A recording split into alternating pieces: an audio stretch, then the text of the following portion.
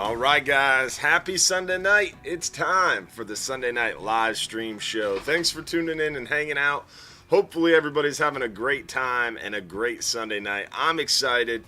It is time for another Sunday night live stream show. We do this every Sunday night at 7:30 p.m. Hopefully you're ready for a good time. We always love to talk about fishing, what's going on, what's coming up, and more. Plus, we answer your questions live during the show. We talk about the weather, what's going on, what we're catching, and more. Plus, we give away $1,500 in free stuff. You can't beat that. And tonight, remember, is our first night where we're making the switch. We're still streaming live to Instagram, to Facebook, to YouTube. We're streaming to a bunch of different platforms and a bunch of different pages. But tonight, first time ever, the only way to get a chance to win free fishing trips is by commenting on the Hubbard's Marina YouTube stream. We're making the switch. Facebook has had a little bit of trouble the past couple months here where we've lost the show midway through. YouTube has been a little bit more consistent to us, and we're trying to grow our YouTube channel. So we're making the switch. If you want a chance to win free fishing trips tonight, you do have to comment one time on the Hubbard's Marina YouTube stream. That's how you get a chance to win those free trips tonight and moving forward on the live stream show. So hopefully you guys are ready for a good time and a great show. We are going to be talking all about things fishing, near shore and offshore, answering your questions and more. So remember, if you want a chance to win free fishing trips, comment on the Hubbard's Marina YouTube stream at least one time, and then don't forget to give the video a thumbs up, and don't forget to subscribe while you're there as well. That's super helpful. And then if you're watching on Facebook, if you're watching on Instagram, don't forget to comment where you're watching from and give the video a like or a thumbs up or a share for us as well. And then with that, we want to give a shout out to our friends over at Gator Jim's Tackle. Remember, 3301 Pinellas Point Drive South in St. Pete. If you haven't stopped by to see our friends over at Gator Jim's Tackle, you're missing out. Killer deals, crazy selection, really, really good people over there at Gator Jim's Tackle. So make sure you stop by, tell them hello, and tell them Hubbard's Marina sent you. It is a really cool shop. You don't want to miss out. Also, want to make sure we give a shout out to all of our supporters out there in our Facebook supporters group. It's only $4.99 a month. You get access to our private group and private after show, which will still happen in our private Facebook group. We also have a YouTube supporters group, but then you don't get access to the private group where you get a little bit more connectivity behind the scenes. So you can be a supporter on YouTube, but you won't get access to the Facebook group, which gives you a little bit more connectivity. So just keep that in mind. But you can become a supporter on either Facebook or YouTube, both. But the Facebook one is going to get you more value. Also, want to make sure we give a shout out to those who are sending stars on Facebook. We had Glenn Foster with the big 1,200 stars. Thank you, Glenn. Scott Flynn. We had Greg DiFilippo with 1,000 stars. Thank you, Greg. Adam Franklin. We had Lance Hall with the big 1,200. Thanks, buddy. LaShonda Brown with the big 500. Thank you, LaShonda. Stephen Batchelor as well. Appreciate all the stars on Facebook there. Plus, we had Richard Blazek, Richard Harcourt, and Jeff Reedy with some super chats on YouTube. And then we had a huge one from Eric S. Appreciate you, Eric. Definitely appreciate all the super chats on YouTube as well. So we got stars on Facebook, super chats on YouTube, and supporters on both. So appreciate all you guys and for making this possible and helping to fuel our live stream shows. Plus our partners out there with our title sponsor at Gator Gyms, our partners over at Bass Pro, and also Innovative Pools and Spa, which we'll hear from later in the show. First things first, let's talk about what we're catching now, show you photos. We like to show you photos of what we're catching now. Then we're going to talk a little bit about the weather, what's going on and coming up. Then we're going to get into your questions. Remember, if you have a question you want answered live during the show, you do have to comment, or you do have to text us, text us at the phone number at the bottom of the screen. That's how you get your question answered live during the show. So if you have a question you want answered live, shoot it to us in a text message at the bottom of the screen. All right, let's see here. Photos. let's see what we've been catching. We always like to start inshore, and then we work our way near shore and offshore after that. Inshore wise, we have been seeing some nice redfish up in the bay around those mangrove shorelines, those oyster bars. Definitely early morning, dusk is better times to get out there. Low light when it's cloudy.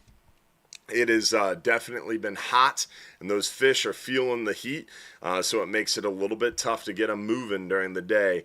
Out on the beaches, it's a little cooler and definitely a little bit more activity around the passes and beaches. Seeing a lot of snook. On the beach and around the pass, the snook inside John's Pass have been thick. The crew have been getting after it for sure, doing well out there around the docks. Today we had some tarpon moving around the dock too, which was pretty cool.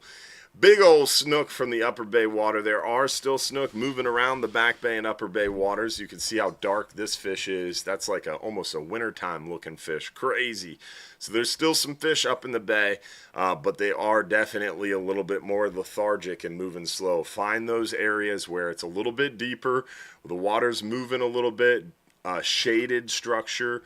So if you can find a deep point, a structure point, a little bit deeper, any sort of cooler temperature, that's really going to get the fish moving. Obviously, nighttime fishing has been really good for those snook. Out on the beach and around the pass has been really good because that's deeper, a little cooler, a little bit more oxygen. All things that are going to get those snook moving a little bit more. As you can tell, snook fishing's going well. Seeing those micro tarpon move up into the bay, which is fun. Trout bite has been really consistent despite the really warm water, which is pretty interesting. So good time to get out there inshore, near shore, and off. Speaking of near shore and offshore, we're going to work our way a little bit deeper, show you guys what we've been catching out there a little bit deeper. And a little bit deeper, things are going well for us. Seeing a few of these hogfish, not a ton of hogfish. Warmer months, we don't see a whole host of hogfish, but we are not far away. We are 8 to 12 weeks away from that time where the hogfish start to pick back up.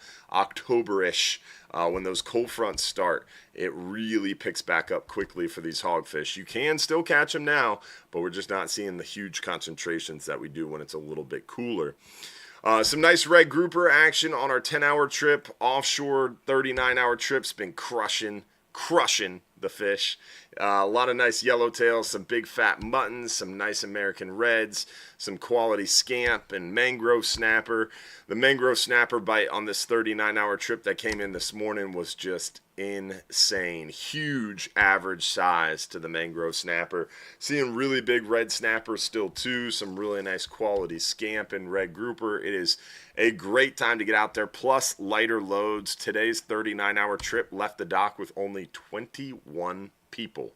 Believe it or not, the Friday trip that got back this morning only had 33 people.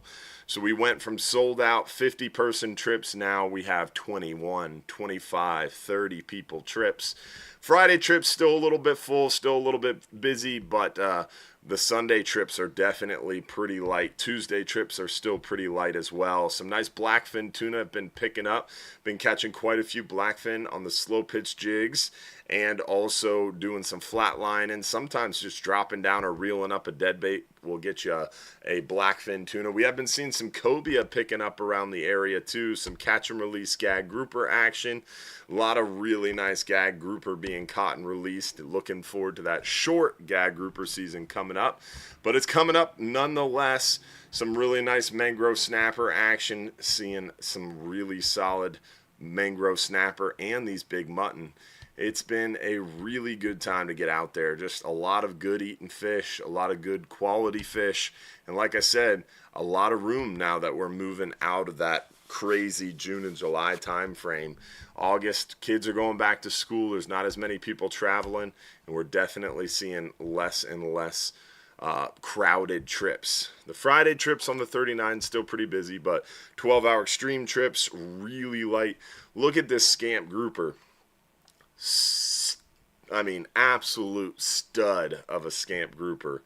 It weighed in almost 16 pounds. I think it might have been a little over 16 pounds, but Capt Joe was on a 12-hour extreme. This is Anthony, one of our crew members, showing off this absolutely massive unit of a scamp grouper. Our friend Jeff caught one that was like 13 and change. I think it was 13.9 pounds, almost 14 pounds. I thought that was one of the biggest scamps we would see of the season. And just a few days later, this 16-pounder came up. Absolutely insane. Seeing some really big vermilions lately too, fishing a little bit deeper. Look at the size of those vermilions. Those are not red snapper. Those are vermilion snapper. Massive, massive vermilion snapper as of late. So fishing is going well. Weather is hot, but so is the fishing. Fishing is going really well. So it's a good time to get out there and enjoy some of these lighter loads and a little bit more room. The Halls of Fame on YouTube. Appreciate that 20 super chat there, buddy. Appreciate you guys as always, Lance and Christina. Plus, we had Larry White with 1,000 stars over there on Facebook as well. Appreciate y'all on Facebook and YouTube helping us out.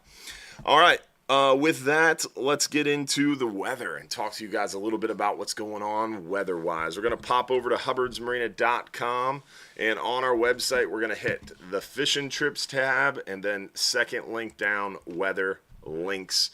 And, I didn't click it. My bad. And then we're going to go to Wind Finder Forecast, and let's start in the offshore area, the 12-hour extreme, 39-hour forecast area. As you can tell, it is hot, steamy, and no wind, no seas at all the way through this coming week and through this coming weekend. Looks absolutely gorgeous. Monday, August 11th, potentially there's something, but I wouldn't look that far ahead. It is way too early to look that far ahead. But this week, gorgeous, flat calm, no wind, no seas, no weather. So for the next 7 days, it is perfect. We are on a first quarter moon, right now, coming up to a full moon next weekend. So tides should be picking up through this week and getting better and better. We do have something tropical-wise to keep an eye on. The tropics are waking up a little bit, which is interesting.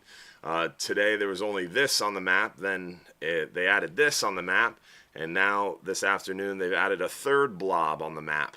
So we went from really quiet tropics to today. It has really woken up and come alive a little bit. So keeping an eye on the tropics. Right now, nothing crazy. And it is way too early on everything to really start being concerned. But it is a good time to start watching with the tropics waking up. Remember, this is I think they said it was one of the slowest starts in recent history to hurricane season. But also keep in mind of this fact down here. Where is this little chart? I always like to point out this chart right here. So it is August 1st, basically. So yes, it has been a slow start to hurricane season, but that's normal. May, June, July, August is pretty slow.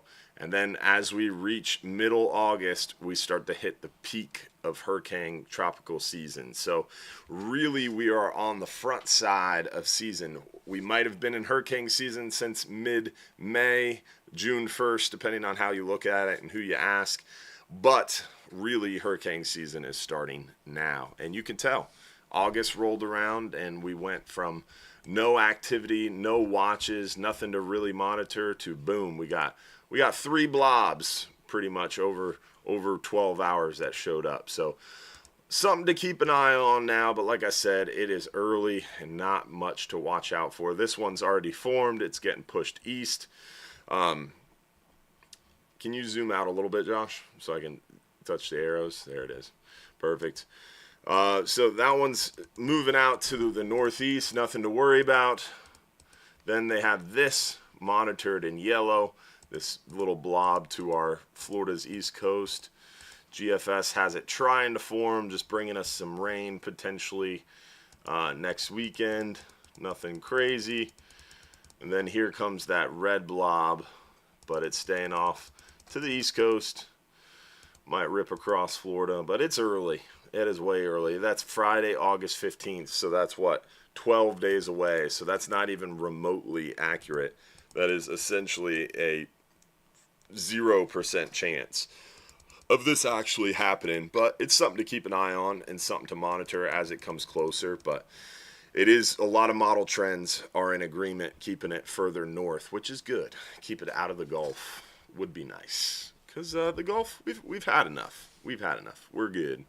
The west coast of Florida is closed to all tropical weather this year. Just throwing that out there. At least one can hope and dream, right? So as far as weather goes, it's hot, it's steamy, and this week we're going to be keeping an eye on the tropics as they kind of wake up a little bit, and we'll keep you up to date. So stay tuned, and we'll see what happens next weekend. Potentially might get a little bit of rain and weather, which could help. I mean, honestly, we talked about this on the radio show on Saturday with Capt Mike. If that little blob that was on us, that little yellow blob sits there and kind of tries to come together, and it's like a tropical depression, and we get some 15, 20 mile an hour winds, and it rains for like 36, 48 hours, that'd be a good thing, because it would cool off the inland waters. It would bring a little bit more fresh water to our high salinity estuaries right now. It would cool off the bay, which really needs it, and it would help kind of reinvigorate our area. So a little bit of cloud cover, a little bit of rain could definitely help. So I'm kind of cheering that one on. Hopefully it happens at a very opportune time and only at night, so we can still run fishing trips. But still, we could use a day or 2 or 3 of cloud cover and heavy rain for sure. All right, with that, we covered the weather. We showed you the photos.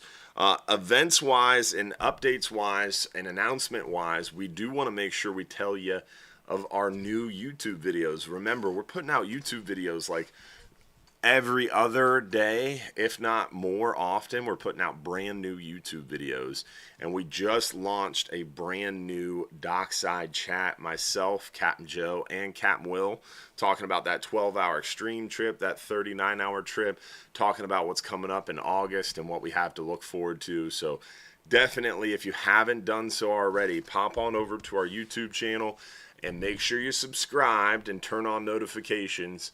And you can go to the playlist page and you can check by the playlist. We have the Crushing It with the Cardies playlist, which is our customer point of view videos.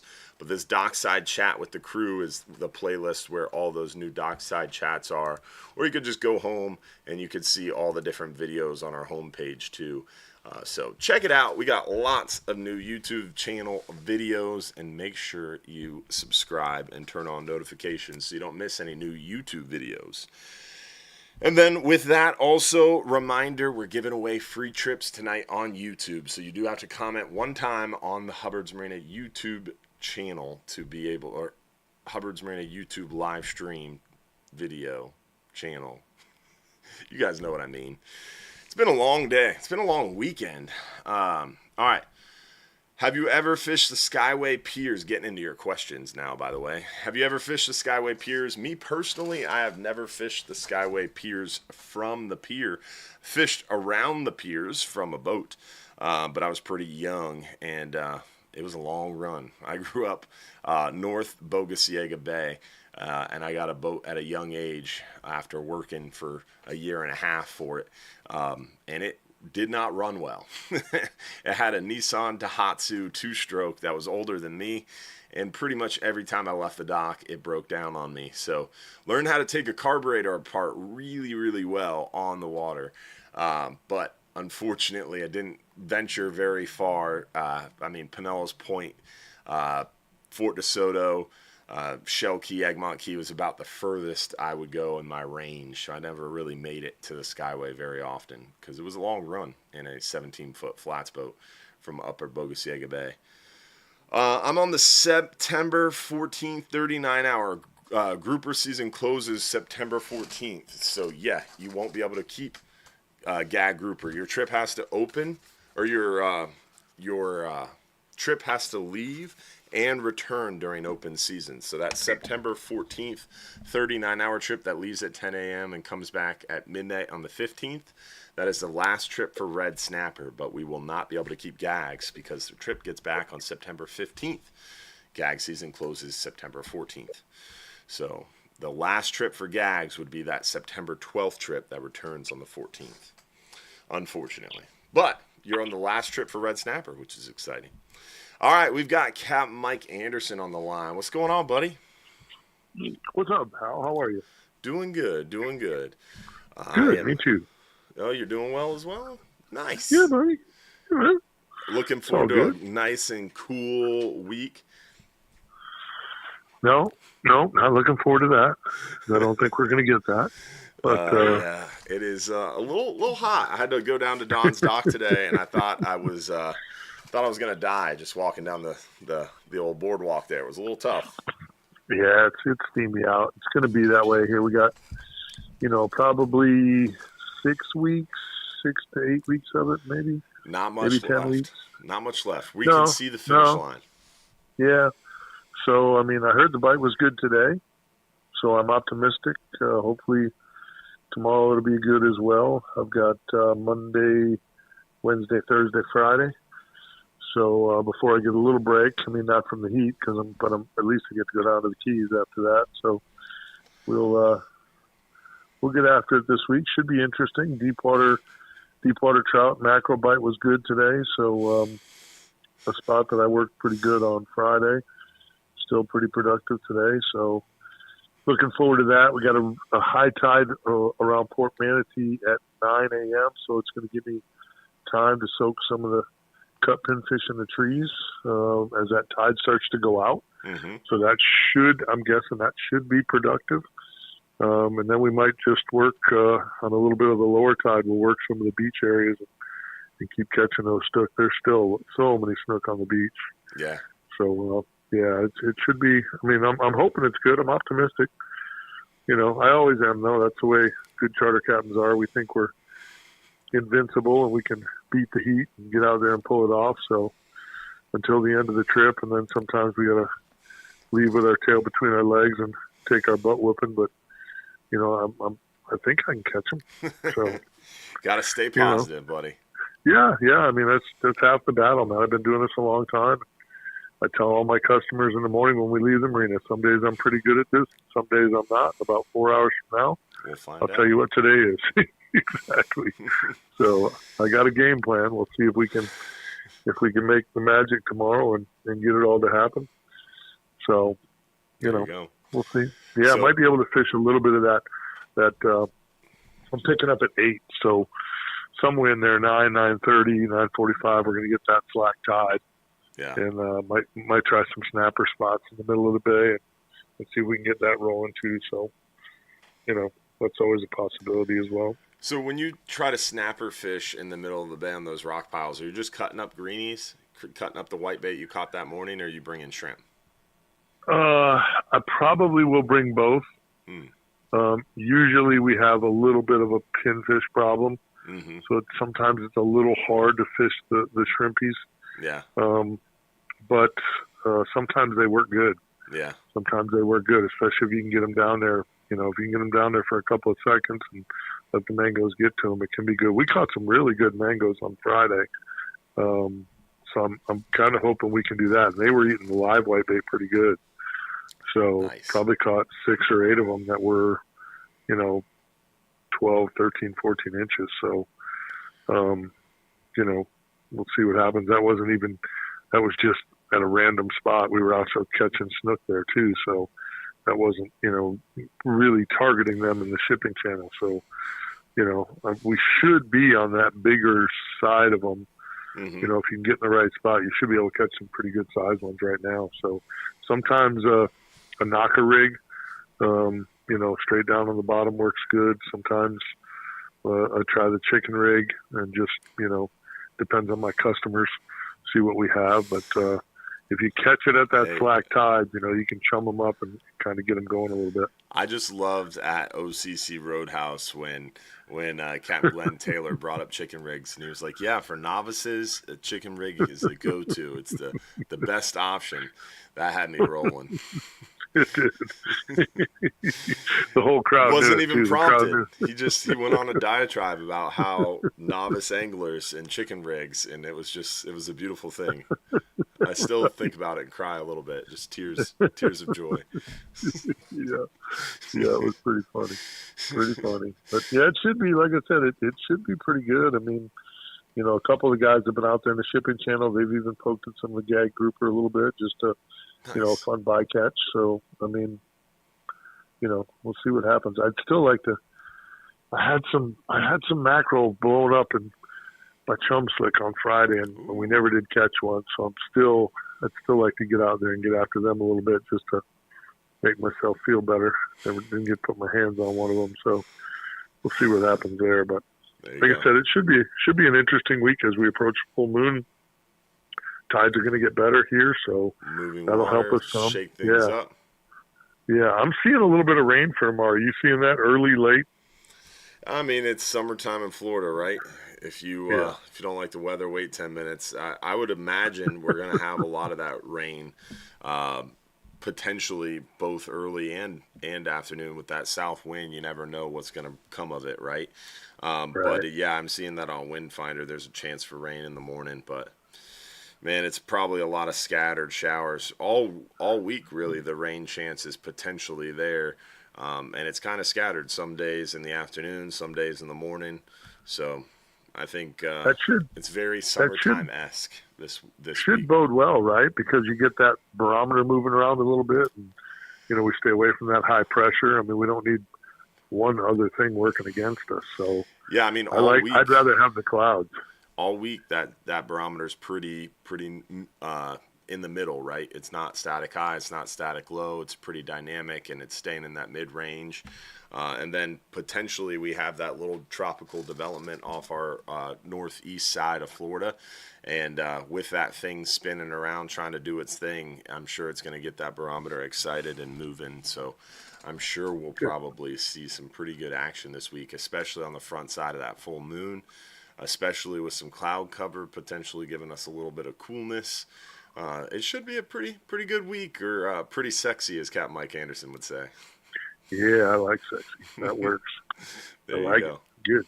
Good deal, buddy. Good. Yeah, I'm excited. I'm ready to get after it. Yeah, we'll see what happens. Recharge the batteries a little bit here today. Got everything all retied, and we're ready to go to work and see if we can't put a hurting on them. Let's do it. All right, buddy. I guess I'll see you on Saturday if I don't talk to you before then. Yep, and don't forget, guys, August 26th, 7 to 9 p.m., OCC Roadhouse, Captain Mike, Captain Jeff Hageman, right? Hageman, yep. Hageman, yep. Right. I'm always unsure about that one. He answers to both. He'll do a really good job. He'll be good at answering questions and getting in depth. Should be a good one for sure. Yeah, looking forward to it. Awesome, man. Appreciate you, Mike. Thanks for calling. All right, boys. Have a great night. Tight lines, everybody. Have a good week. See you, buddy. Bye-bye. Always a pleasure talking to our friend Capt Mike and having him join us again Saturday morning. If you haven't caught our radio show, it's pretty funny. We have a good time.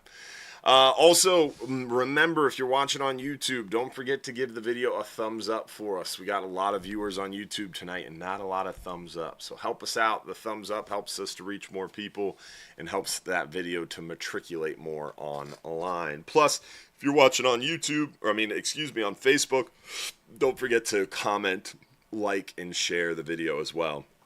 Really appreciate the more comments and likes we get on the live stream. It definitely helps us to reach more people, get the message out there a little better. And that's the whole reason we're doing this, to hang out with more fishing friends like you. All right, next question. I will be going out on a 10-hour trip in a couple weeks. Do you have any suggestions on lures and setups to troll with? 10-hour trips, a lot of times we're moving a little too fast to troll. You can troll on our 5-hour half days, on our 39 and our 44-hour trips. The 10-hour trips, sometimes we're moving a little too fast to troll. 12-hour trips, 100% too fast to troll on the 12-hour night. And of course, 12-hour extreme, way too fast to troll. So 10-hour, you can potentially do some trolling, but you got to talk to the captain and crew, and generally you want something pretty high speed, like a skirted plug, a cedar plug. You can't even really do planers and spoons. Sometimes you can get away with a number one planer if you got a really big reel, but you need to talk to the captain and crew before the trip and see what the plan is, what the depth is, all that. What rig and bait do you suggest on the 10-hour trip for snapper and gray snapper? So Definitely the 10-hour all day, I'd be bringing 2 setups. A spinning reel, like a 3 or 4,000 series spinning reel with 20, 30-pound braid, and like a 15, 20-foot piece of 30-pound fluorocarbon or monofilament, like a 1 to 2 ounce egg sinker, and about I would say a 3/0 to 4/0 circle hook with either a live shrimp on there or a chunk of thread fin. Or a chunk of squid, and super productive. Then if I'm dropping down a bigger chunk of bait or a live pinfish, I'd be using a like a 4/0 conventional, something with 25, 30, 35, 40 pounds of drag, something with 40, 50, 60 pound main line, and definitely about a 3 to 4 ounce egg sinker, swivel about a 4-foot leader, and double snell 4/0 hooks, and a chunk of thread fin. Cut the head, cut the tail, trim the belly, get you about a 3.5-inch piece of thread fin, a little smaller than you would do on a 39, and that's a pretty good option right there. All I seem to be able to catch are gag grouper. What am I doing wrong? Looking for reds. So gag grouper are more structure oriented. So you're probably finding some big ledges. It's really easy to find big ledges, big rock piles, big relief wrecks, reefs. Those little tiny spots, those smaller ledges, those 1, 2, 3 foot ledges, those little potholes, they're a lot harder to find, and those are going to be what holds the red grouper. And you can find bait shows. A lot of times a bait show will have a couple nice red grouper on it as well. So you're looking for different structure for the red grouper. Red grouper are going to be out scavenging a lot too. So sometimes that trolling motor, get you right on top of the spot thing is nice, but it can hurt you for the red grouper. Turn that trolling motor off, let the boat drift over an area of hard rock bottom. You're going to find some red grouper. Booked for August 12th, 39-hour trip. Any hogfish around? We do see hogfish out there in the middle grounds, and on our 39-hour trip, some of the biggest hogfish we catch are on the 39-hour trip around the middle grounds and elbow and stuff, but it's hard to catch them because there's so many other really aggressive, quick biting fish out there, so it's hard to get the hogfish to chew. But a lot of times we do see them kind of sunrise, sunset on big live shrimp or big frozen shrimp. This one guy caught a 16-pounder and caught a 19-pounder very shortly thereafter, and he brought out these huge shrimp, these eaten shrimp, and was using those for bait in around sunrise, and he caught them. So it's definitely a possibility. I've seen a 26-pound hogfish caught on a live pinfish on our 39-hour trip too. So it does happen, but can we do it successfully and repeatably and consistently? No, because there's just so many other more aggressive fish out there. Next question, what do we got? Have we done a trip yet? I don't think we have. We got to do another trip, huh? All right, you tell me when you're ready, Josh, and I'll make that switch, buddy. Are you ready? All right. 3, 2, 1. Let's give away before we make the switch, let's give away a 5-hour half day for 2 guests. One lucky winner, 5-hour half day for 2 guests. And 3, 2, 1. Lucky winner is Solar on YouTube. Hello from Florida, Solar, with a little kitty cat photo. You got 5 minutes or less to text us your full home address. Prove you're watching live. All right, so we got our first YouTube winner of the night.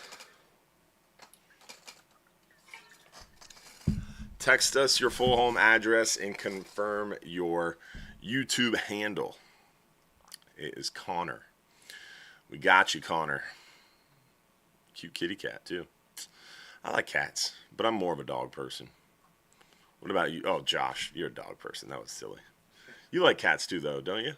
Cats are cool. Yeah. They keep the mice and stuff out of the yard in a way, you know? I like cats. I was always a dog person growing up, but I had these cats in college that made me more of a cat person. They were pretty cool. Cats are chill. Yeah. I want one of them naked cats. one of the hairless cats. Yeah, the Sphinx. I want 2 of them Dude, so I can listen to them I'm the smack opposite. each I other. want one of those man coons. Those Everybody like wants 45 pounders. They look like they're the size They're of a like corgi. little lions. Yeah. And I like the fact that people have these like cats that are kind of like tigers. I don't know what kind of cats they are, but you see them on TikTok all the time. Yeah. Those would be pretty legit too. I want a cat that could kill me at night. That'd be cool. You get a lion. Yeah, like a lion. Just go full on like Hangover. It'd be awesome. Why dip your toes in? Mike Tyson, a white lion. All right, so next question before we go down too much of a rabbit hole. Coming on a 10-hour trip in late November, is there any species that are biting more? For sure. So remember, hogfish, October-ish through like March, April-ish. So our 10-hour trips really, really change October through like March because the hogfish are biting better, so we fish a little bit shallower, and we really target those hogfish with the live shrimp. So I would say October-ish through March-ish, we fish primarily 40, 50, 60 foot, catch a lot of those lanes and a lot of those hogfish, pretty good numbers of those hogfish, and then some of the, of course, gray snapper or white grunts and porgies mixed in there. Whereas warmer months like May, June, all the way through September, October, we are fishing a little bit deeper, fishing closer to 70, 80, 90 foot. And we're still seeing some good numbers of lanes, a couple of those mangrove snapper, and we have a better chance for the red grouper. We're using bigger dead baits, bigger live baits, and fishing a little bit deeper where we don't see as many hogfish. All right, any updates on amberjack season? So amberjack season's kind of funny. So amberjack season is always supposed to be, it is this year, going to be September 1st through end of October. So it's open September and October. Amberjack is going to open September and October. Unless there's a quota closure. And according to federal law and federal regulations, they have to monitor the quota for each fishing year. And last fishing year, there was an overage. Apparent or supposed, or however you want to look at it, call it, they claim in January of this year, they were talking about how the quota was 250% exceeded for the fishing year last year for amberjack. So we heard that in January. So if it's 250% over, that means we should not have an amberjack season this year. We should have already gotten an announcement saying, hey, amberjack is not opening because of the quota overage from last year, and due to accountability measures, we are not opening the amberjack season in 2025. However, we haven't heard anything. So in reaching out to people in Tampa or people in St. Pete at the Southeast Regional Office of NOAA, they don't know what's going on either. They've sent the information up to HQ, which is Silver Springs, basically outside of D.C., where NOAA headquarters is, and they haven't heard back either. And so they're kind of unsure of what's going to happen. But I can tell you this, if government inefficiency and miscommunications hold true, I mean, it took them forever to get the gag grouper season announcement out. We just got the gag grouper season announcement like a week and a half ago, and gags opened September 1st. So it took them like 8 weeks, 12 weeks to publish that.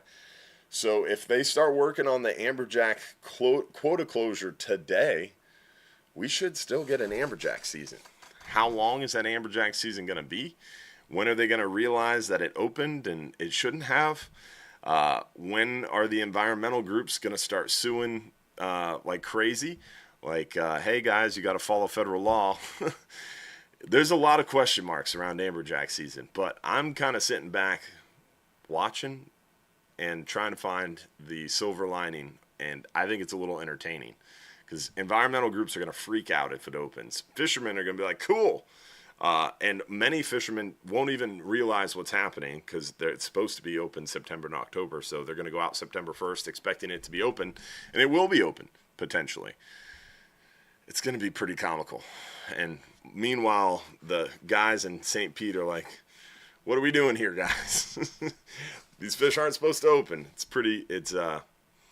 So to answer your question, is there an update on amberjack? No. And no one knows what the heck is going on with amberjack. It's supposed to be open September and October, but it's not supposed to open because the quota was overran last year, apparently, supposedly. So there's a 50-50 shot you'll be able to go out and catch an amberjack and keep it September 1st. All right. What else do we got? How far out do you have to go to get to the middle grounds? The middle grounds, the south end of the middle grounds starts at about 70, 75 miles, 72 miles, and it extends pretty far north, maybe 100, 105 out of Johns Pass. All right. Yo. Someone said YouTube looks a little lame in portrait mode. So you have two YouTube live options. You can watch the normal YouTube live, which looks really good on a computer or a TV, or you can watch it in portrait mode, which looks really good on your phone if you're holding it upright. But if you're not watching on a phone, holding it upright, yeah, portrait mode's not going to look good. It's not supposed to look good. It's a lower quality feed. It fills up a phone screen really good, but if you put it on a TV or a computer, yeah, it doesn't look good. I'm getting an early birthday present, a Penn Squall lever drag 2-speed, and I love to match it up with one of your custom rods. Any recommendation, please and thank you. So there's a lot of options for you at the office. I would bring in that reel and we can match it up for you. We have the Bull Bay rods and we have the Fletcher custom rods, and it kind of depends on your personal preference and what you're looking for. How packed is the 44-hour trip coming up this weekend? It's pretty busy. We only have one 44-hour trip a month. So it's the last 44-hour trip. Oh, no, it's not. We have one early September. It's pretty busy, to answer the question. It's like 90% full. So almost all the trips in August are really light, especially Sunday and Tuesday 39-hour trips. But the Friday trips are more busy, and the only 44-hour trip in August, yes, is pretty busy. But a lot of Sunday 39s and Tuesday 39s with plenty of room. Mark Jones has a good question there about the 12-hour trips. It was right there on that other page. Mark asked, have you guys thought about assigning spots on the 12-hour extreme? So if you book a 10-hour trip with us, if you book a 12-hour night with us, if you book a 39-hour with us, if you book a 44-hour with us, when you make a reservation, you choose your spot on the boat. You book a fishing spot. The 12-hour extreme, we don't do that because it's kind of a split charter style trip. That boat isn't numbered because it's a private charter boat. 90% of the time, that boat only leaves the dock when it's privately chartered. So it's not numbered for that reason. The other problem is a lot of times we don't number it for the 12-hour extreme because of the weight sensitivity of the boat. We really have to kind of see people and put people where they need to be based on that. So like bigger guys, a lot of times we have to seat them in a certain area to be able to maneuver around the boat. And then also in order to be able to get the boat going really fast. So it kind of takes a little bit of flexibility on the part of the captain and crew in the morning to kind of adjust people based on like, oh, you're a jig fisherman, you got to be up here. If you're fishing bait and you're a little bit bigger, you got to be over here. So it's tough to assign spots on the 12-hour extreme for that reason, because we have to kind of put people where they want to be or where they need to be based on the needs of the boat and what they're planning to target, their fishing techniques, all that good stuff. Let's see what other questions we have. Last week you mentioned Bass Pro Shops conventional reel that was good for jigging. That is the Ocean Master jigging reel. It's got lever drag. So we use very commonly the Bass Pro Shop Seafire reels.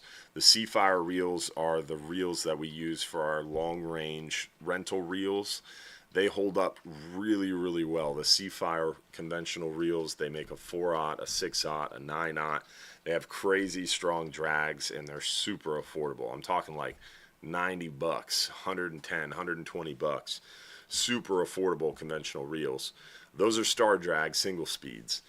But if you want a little higher end, they make the Ocean Master series, and the Ocean Master jig and reel is really nice quality. I like them a lot. Fished with them. Smokey used them for many years as our Kingfish rental reels and Kingfish flatline reels. Back when Smokey could catch kingfish, about 5-10 years ago when he was a little younger. He had a little bit more pep in his step, and still had it. He's lost a step, unfortunately. Make sure you tell him I said that this week if you come out on a 10-hour. Can you make the 39-hour trip on Friday? Can you make a 39-hour trip? Some people can't skip work days. Oh, I see what you're trying to say. Well, we have plenty of 39-hour trips coming on, but no, this Friday is a 44-hour trip. People have had it booked for many, many a months, so we can't change it. Are there any more trip openings for gag grouper season? No. Gag grouper season has been booked for many, many a month. Remember, we've been talking about gag grouper season opening September 1st and being short for about 6 months during this live show. So when gag grouper season was actually finally announced, those trips were already booked up. And I was trying to tell people that and warn people of that and beg people to make reservations.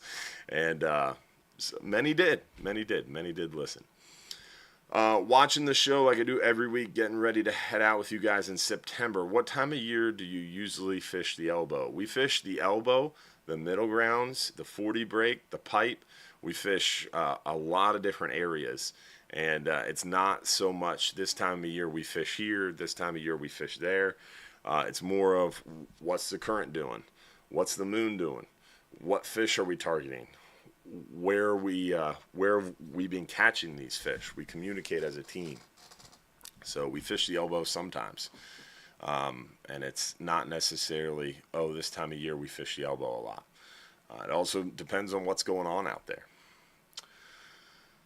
What's your ideal conventional rod for the 10-hour trips? So remember, when you're buying a rod and reel, your rod should be your biggest investment. If you got $500 to spend, you should be spending $300, $350 on a rod, whereas the reel is a smaller investment and more of an afterthought. Because the rod is going to be what feels the bite, what fights the fish. The rod is going to be the sensitivity. So a nicer rod is important. Reel is less important. You just want a smooth drag and as strong a drag as possible. I personally really, when I'm looking for a rod, I like a little bit of a softer tip. Not too soft, like medium. Something that I'm going to be able to feel that bait, feel that bite. And then I like a stronger backbone. And I personally really like our custom rods because they're built the way I like them, with a little bit longer butt so I can get that reel further from my body and give myself more leverage. The foregrip is a little bit more etched out, so it gives you more grip when you're on a 39-hour trip catching mangrove snapper after mangrove snapper and your hands get slimy. And it's a little bit longer in the foregrip, so you can put that real foregrip on the rail if you get a really big fish. That way you don't need that pool noodle and look silly.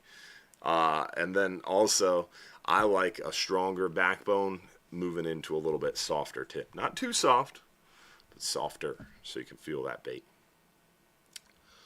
Do you ever watch Florida Insider Fishing Report on FanDuel? I do sometimes. They do a great job. There's so many great fishing shows out there, so it's hard to keep up with them. And to be honest, when I do watch TV, which is not very often, at the very end of a long day, it is in order to shut my brain off. So most of the time, it's pretty silly, funny stuff. And it's rare that I sit around and veg out on fishing shows because I've got a 4-year-old and a 6-year-old, and I work a lot, and very blessed to stay pretty darn busy. If you bring, but Florida Insider Fishing Report is awesome, and Captain Jeff Hagman, who's going to be at OCC Roadhouse with Captain Mike August 26th from 7 to 9 p.m. is a part of that. If you bring freeze-dried meals on the 39-hour trip, will they help? Will they help with some hot water? You could get hot water. I guess, in a microwave, but if it was rough, it'd be pretty hard to heat up hot water. Why would you bring freeze-dried food, though? That's my question. Personally, on a 39-hour trip, I like bringing a cooler with some Gatorade, some coconut water, some sort of electrolyte drink, and then I bring a gallon or two of drinking water, or you can use the drinking water on the boat, but I personally don't like drinking from plastic and going through a bunch of plastic cups. That's why I've got my gallon jugs. So I bring some water, I bring some electrolyte drinks, I bring some protein bars, maybe some beef jerky, because you can't go out in the boat without beef jerky. And then if you want, we have the meal package. Then all your hot food is supplied. So I eat 3-course breakfast with the galley, and then a lunch sandwich, and then dinner. And then I just have my protein bars and beef jerky and Gatorade to get me through. And that works out pretty well. But you can also bring your own food. Like if you want to pack sandwiches, sometimes I get into that. Joe brings meatloaf a lot. Fried chicken is always a boat snack favorite. Publix subs, you can't go wrong there. But yeah, you could bring freeze-dried meals. Just doesn't sound very appetizing to me. And then also warming up hot water would be very tough if it's rough at all, because we really just have a microwave. I have a coffee maker that would get hot water, but most of the time it's filled with coffee. So it might be a little challenging. On the August 10th 39-hour trip, looking for scamp. What's the secret? We talked to Capt. Will today about scamp. The thing with scamp is they're just unique, man. Sometimes the slow pitch jigs are the answer, the truth. Sometimes it's a small to medium pinfish. Will said today it's just something different. If everybody's using thread fins and maybe a few strips of squid dropping down a cigar minnow, or dropping down a whole octopus, or dropping down a whole squid, something a little different is what piques their attention and gets them fired up, you know. Who knows? But pretty good eating fish and fun to catch for sure. All right, let's do another giveaway, and then we'll answer a few more questions here. This giveaway is brought to you by our friends over at Bass Pro Shops. Remember, we are partnered up with Bass Pro Shops.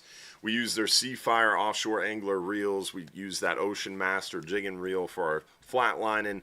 They're also hooking us up with a bunch of their leader material, some of their line, and we are going to be looking at some of the other stuff for the crew as well. So really exciting to be back into product testing for our friends over at Bass Pro Shops, and we'll definitely keep you in tune with what's working and what's coming up from our friends over at Bass Pro Shops. So big shout out to Bass Pro Shops sponsoring our 10-hour trip giveaway tonight.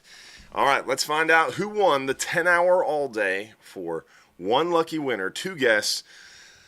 3, 2, 1. Winner is on the 10-hour James Bott from Dunedin. Congratulations, James. You got 5 minutes or less to text us that full home address to claim your 10-hour all day. Brought to you by our friends over at Bass Pro Shops and Cabela's. Team Outdoors. All right. Let's see. Next question. On any of the trips, when you buy a rod and reel package, what is the bait? What bait is included? So we provide all your dead cut bait included in your ticket price. So on a 5-hour trip, that's just squid. On 10-hour trips or longer, that's squid and threadfin. So you got lots of options. But keep in mind, you do have options for live bait too. So if you're on a 10-hour trip or longer, we have live shrimp available and live pinfish available. This time of year, 10-hour trip, maybe a dozen or two pinfish. Really, probably just a dozen is all you need. Shrimp are a good option, but not as important because the hogfish aren't super thick. Plus, this time of year, shrimp are pretty small. 12-hour night snapper, shrimp are a little bit more important. Pinfish, I'd bring a dozen at least per person, targeting those bigger mangroves. 12-hour extreme, definitely 2-3 dozen pinfish is a good idea. No, not as necessarily on the shrimp, and same on the 39 and 44-hour, 2 to 3 dozen pinfish, and really not as important on the shrimp. Plus, the shrimp are so small this time of year, it makes it a little bit challenging. Does the Golf Council have proclamation authority? The Golf Council is a advisory body to NOAA fisheries, so they don't have regulatory authority. They are a panel of 17 voting members that are appointed through the Secretary of Commerce.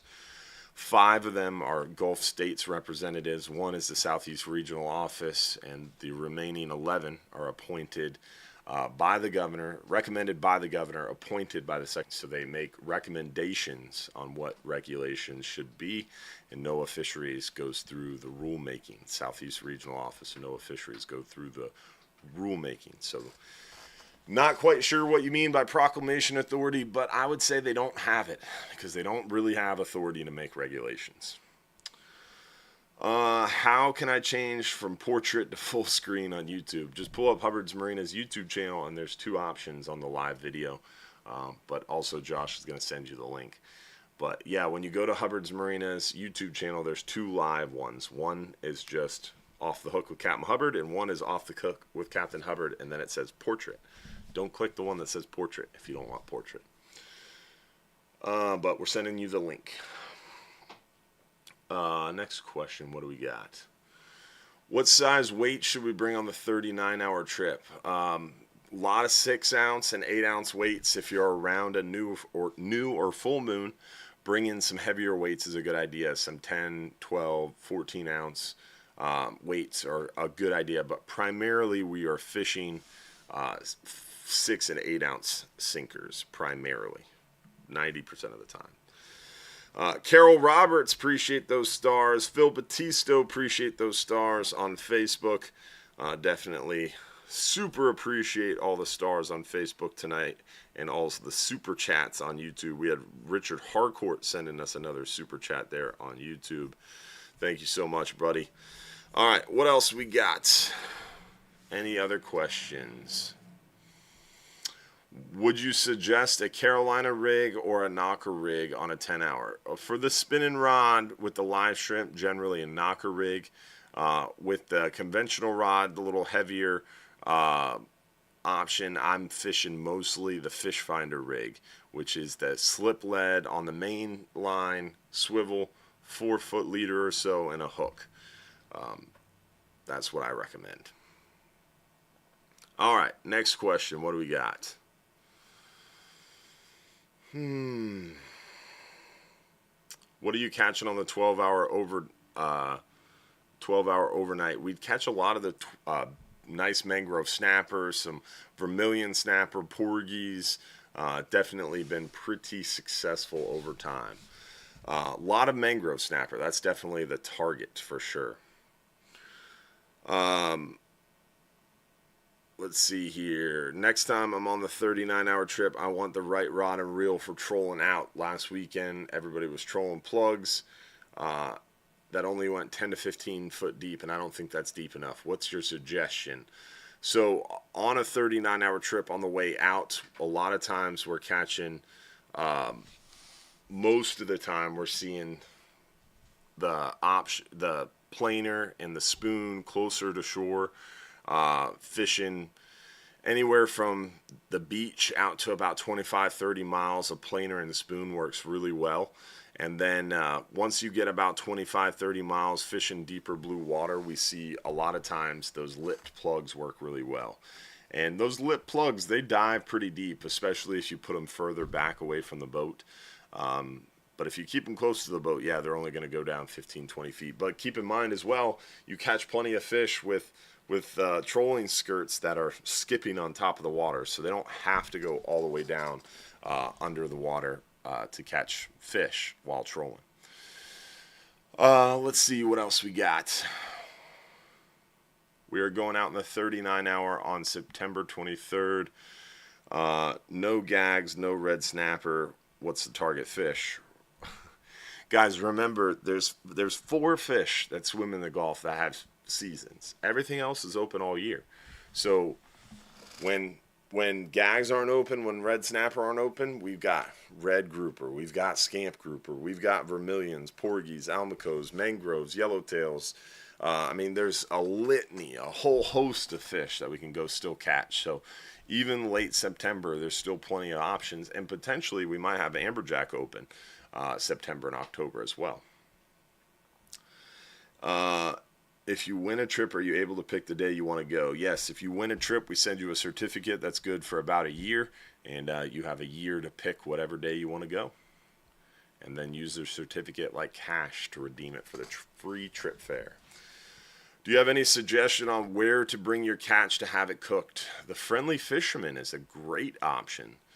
I looked at the phone number because I thought that was my dad texting the show, Josh. Yeah. That was the Mark Hubbard question if I've ever heard one. I saw the numbers in the back. I was like, Yeah, wait a minute. that's not Jeff, is it? Yeah. I had to look at the front one. So if you catch fish with us out on a trip at Hubbard's Marina, when you come back, we offer a fish filleting service, or you could have your fish filleted. You could fillet your own fish, or you could have your fish filleted by the crew. Eric S., appreciate that super chat on YouTube, my man, and appreciate all the stars on Facebook from Carol and all the others. But as I was saying, when you get back from a trip, you can fillet them yourself. You can have the crew fillet them. Once your fish are filleted, you can take them and get them cooked up fresh at the Friendly Fisherman Seafood Restaurant right next door. Also, Scully's offers to cook up your fresh fish, and also Boardwalk Grill does too. But the Friendly is right next door, and you get 10% off with your green ticket that gets you on the boat. So your green ticket gives you 10% off of the Friendly, and they offer to cook up your fish for a very nominal fee. They offer right now to broil, blacken, regular fry, and Cajun fry your fish. And very soon, I keep asking, all right, we've been when someone comes over with boat fish, you've been able to fry, Cajun fry, broil, or blacken your fish for decades at the Friendly Fisherman. What I'm asking them to do is launch a premium. I want a premium option. So I think it's like $12 and change if you want them broiled, blackened, regular fried, and Cajun fried. I want them to offer like $15, $16, some crazy options, like a coconut, I don't know. I'm not a cook. I'm an eater. I'm the eating guy. So that's not my purview, but I want some like crazy options. Like I went to the Keys, and we had we went yellowtail and got a bunch of yellowtail, and we went to this restaurant. I forget the name of the restaurant, but they had like a whole host of different options. It wasn't just like one or two options. You could get your fish fried, broiled, blackened. Then there was like some sort of coconut baked option. There was like this one with a mango chutney. I don't even know, but it was really good. And so I want to definitely expand the options, and we're getting there. We're getting there. So stay tuned. How big do gray snappers get? Mangrove snappers get big. We catch the biggest mangrove snapper we've caught recently in the recent history was about 12 pounds. Monster. I think it was 11.6. Gray snappers like white grunts, they get to be pretty large too. We've seen some over 3 pounds. 3.4, 3.5 pounds is about the biggest I recall lately. Lane snapper have been getting bigger and bigger and bigger. They've gotten huge. Some of these lane snapper we've been seeing solid 4 pounds, 5 pounds. I've seen some lanes pushing 30 inches. We had one lane I think was 36 inches. Crazy. Did you guys stop the end of the month boils? We did not stop the end of the month boils. Our esteemed, super intelligent city manager, who decided one day to destroy the jetty on the North Johns Pass jetty, and who also decided to put in some swim buoys, then take them out, and then pay to have these public meetings.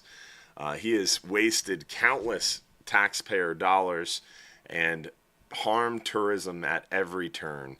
And yeah, we had a good thing going with Final Fridays, and the city manager said, hey, if there's ever a time where it can't be supported by private business, the city will do it, and the city will take it over. Well, we found that to be untrue, and they have just totally dropped the ball, and the city manager is a total incompetent fool.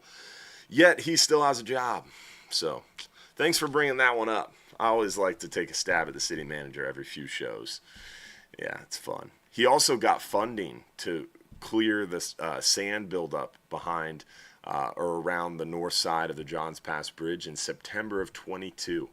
And then for about 2 years told us, oh, we're waiting for Army Corps, only to find out in July of 24 that he hadn't even applied for the permit yet. And once we found that out and called him out on it, 2 weeks later, the permit was applied for. So he got the money in September of 22, didn't even apply for the permit until late summer of 24. So it took him 2.5 years to apply for the permit, even though he was lying for about 2 years saying, oh, we're waiting for Army Corps, when in reality, Army Corps didn't even have his permit application yet. Now, we are late summer, almost fall of 2025. It's been 3 years since we got that money allocated from the state to the city. Still haven't even started the job. Total incompetence, baby. Government at its finest. It is nuts. Crazy he still has a job. All right, next question before I get angry. I already did get angry. Do we have one more question to end on, Josh? We got to end on something positive. More positive than that. Any tips on catching sailfish? Don't throw lead at it. We've had a few sailfish. The Hub was out there about 35 miles. They found a sailfish, free jumping.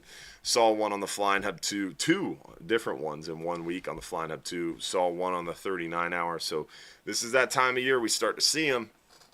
And if you see them, tail walking or free jumping, greyhounding they call it, it's really hard to get them to chew because what they're doing is they're clearing parasites and they're on the move. If you see them kind of up sunning themselves, sometimes you can get them to chew, but most of the time they're just sitting there with their sail up, sunning themselves, drifting. Really, the only time you can get them to chew is when you don't see them. They kind of cruise up with their sail down and they jet up the chum line, they look around and they jet away. That's when they are going to feed. And most of the time, in order to catch a sailfish, you got to have a flat line out. And most of the time, you want a flat line without wire, just straight up monofilament or fluorocarbon.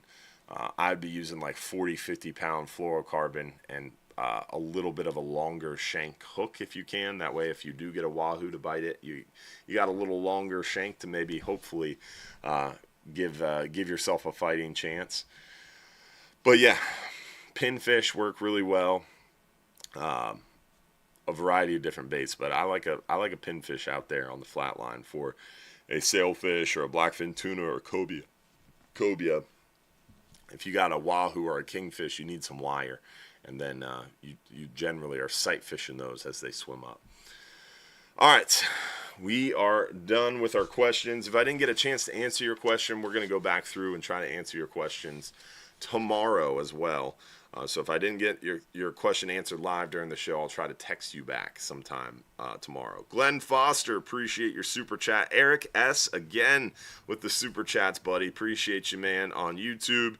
And we also had Carol Roberts, Phil Battisto, Larry White, Glenn Foster, Scott Flynn, a bunch of different people on Facebook sending those stars as well.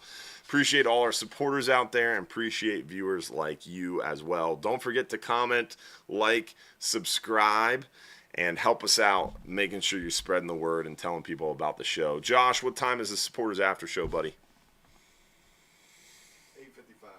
8:55. So if you're on our supporters group, join us at 8:55 for the supporters after show. Hopefully we'll see you guys next week and every week, Sunday night, 7:30 p.m. for our live stream show. And let's see who won that 39-hour fishing trip brought to you by our friends over at Innovative Pools and Spa. Remember, Innovative Pools and Spa brings you 35 years of experience building pools in the Tampa Bay area. They're continuing their legacy of their father's company with 3 decades of pool building experience. Plus, they continue to raise the bar in pool construction, design, and features. And they have an unparalleled passion for the industry. Check them out today at innovativepoolsandspa.net or give them a call at 727-788-1650 for a chance to see why Innovative Pools and Spa is the top choice for families in our area. All right, let's see who won. That 39-hour fishing trip for one lucky winner goes to... Winner is... Grace Foster from South Jersey. Congratulations, Grace Foster, and congrats to all of you for being a part of our Hubbard's Marina family. Remember, you got 5 minutes or less to text us your full home address if you're picked as one of the lucky winners to prove you're watching live and to tell us where to send your certificate. Hopefully we'll see you guys in the Supporters After Show at 8:55, and hopefully we'll see everybody next week for another episode. Don't forget, if you're too busy to go fishing, you're just too darn busy. Thanks for watching, y'all, and thanks for being a part of our Hubbard's Marina family.